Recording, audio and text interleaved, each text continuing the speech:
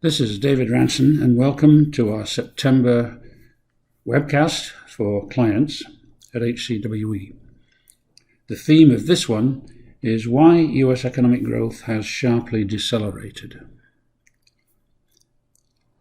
The growth of real GDP has now settled back to a pace no higher than the rate it enjoyed before the pandemic. Realistically, this should have been foreseen, because the crisis represented no more than an interruption in the economy's ability to produce. But for perhaps different reasons, Wall Street and Washington have both been predicting a continuing boom. I'll start by showing you the front page of one of our recent publications, pointing out that investment generally does rise and fall with saving, but not necessarily when abnormal amounts of income are being saved, as has been the case. Exhibit 1 shows that the most dramatic result of massive fiscal stimulus during the crisis was a series of bursts in personal saving. This is actually the normal economic response to windfall income, to save rather than to spend. It's long been known that consumer spending is not proportional to income, but rather to projected lifetime income. And that's why fiscal initiatives boost saving and have little effect on spending.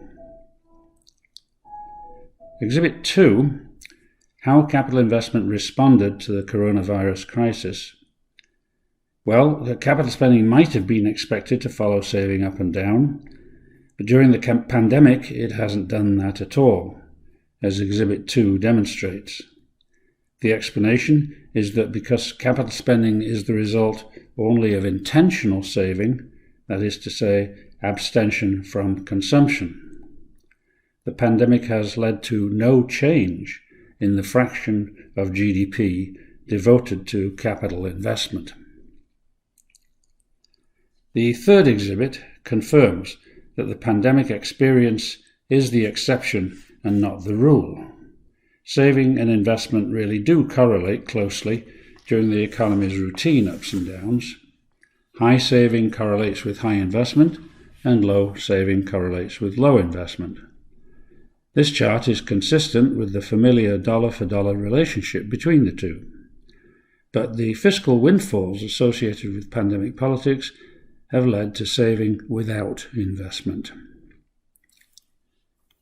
My next exhibit represents the path the economy would follow in response to a natural disaster, recognizing it as a supply-side rather than a demand-side event.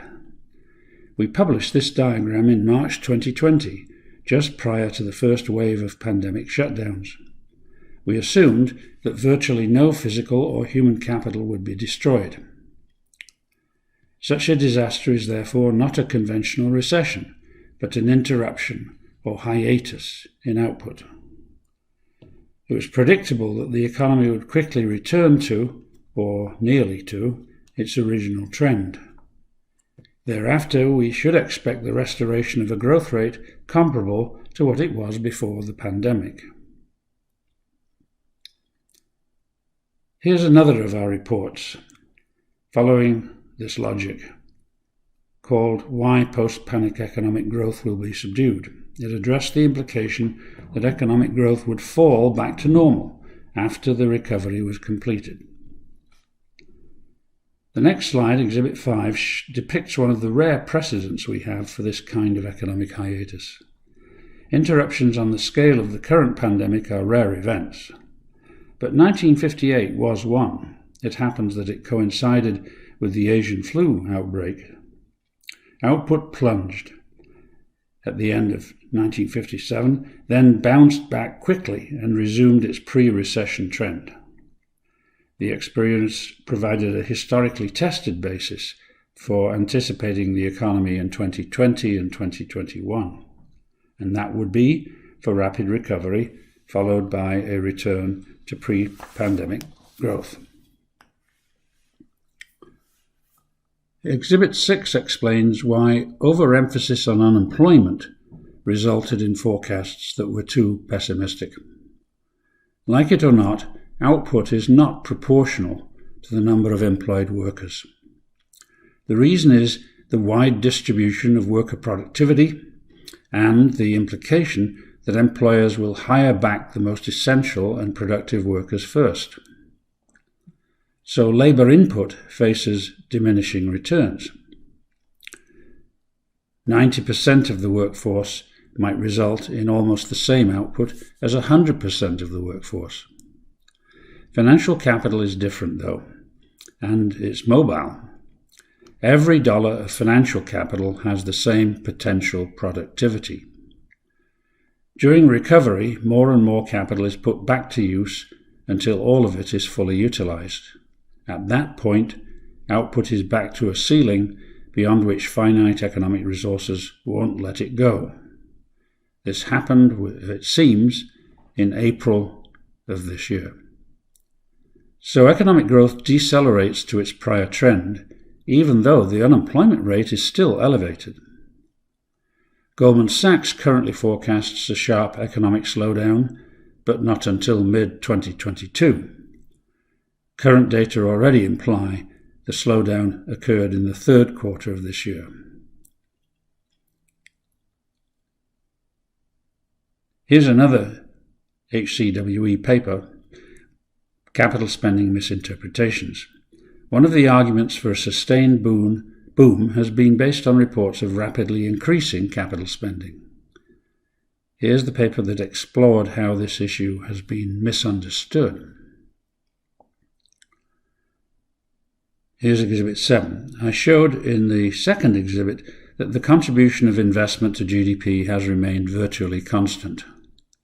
This next exhibit explains how that's compatible with double-digit gains in capital spending. The revival of investment has simply been parallel to the economy's recovery. So, despite its double-digit gains, we do not have the kind of capital spending boom that will boost future growth.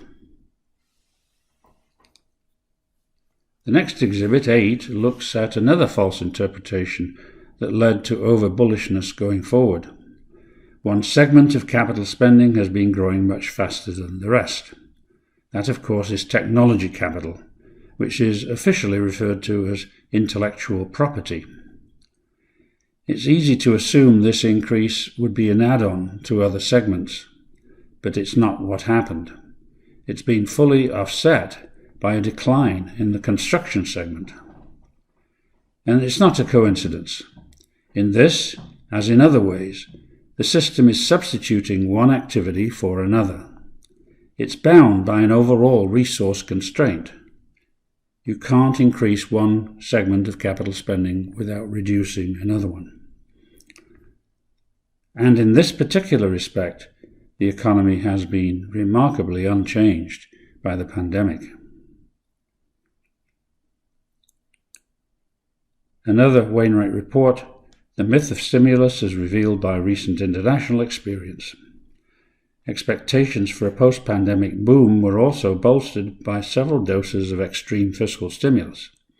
Massive relief payments in 2020 and 21, and infrastructure spending expected in the near future. This is the front page of one of our reports finding weaker rebounds in countries where relief payments were more generous as a percent of GDP. The ninth exhibit covers the rough proportionality between pandemic rebounds and the setbacks that preceded them. The primary reason for stronger GDP rebounds in some countries rather than others is not fiscal policy, but simply the depth of the prior setback in the first half of 2020. Exhibit 9 illustrates the extremely high correlation between first half setbacks and second half rebounds. The setbacks are plotted horizontally, the rebounds are plotted vertically. Countries are coloured blue where relief payments were above average as a percent of GDP, and red where they were below average. If anything, the blue countries tend to have weaker rebounds and the red countries stronger rebounds. Exhibit 10 concerns another aspect of fiscal policy which is being conducted all the time and is not unusual. What's true of extreme fiscal policy is also true of regular fiscal policy in the form of the production of public goods, such as the spending on defence and infrastructure. Exhibit 10 separates the years in which federal fiscal actions were most expansionary, on the left, from those in which federal spending retreated, on the right, as well as intermediate cases in the middle. We're covering the entire US history post-World War II here. And the corresponding performance of the rest of the economy shows strong evidence of crowding out. That's shown in the red and beige bars. It retreats when federal spending expands and expands when federal spending retreats. There's a delay of up to 1 year, showing that causation runs from government to the private sector. Now let me summarize our conclusions. The economy is constrained by the amount of capital and resources available. Now that the rebound in GDP from the crisis is complete, all the mobile financial capital to which the economy has access is fully employed. The US is unlikely to encourage fresh capital to be mobilized or imported. The Biden administration's tax and regulatory policies will motivate capital to emigrate rather than immigrate. Pent-up demand is not a major factor in a market economy that can produce and consume adequate substitutes for temporarily unavailable goods and services.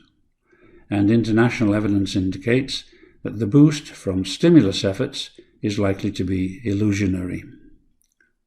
Forecasts that the US economy will boom in the second half of this year and beyond are not based on either sound economics or experience. That's our webcast for September, and I look forward to speaking again on another topic in November. Thank you.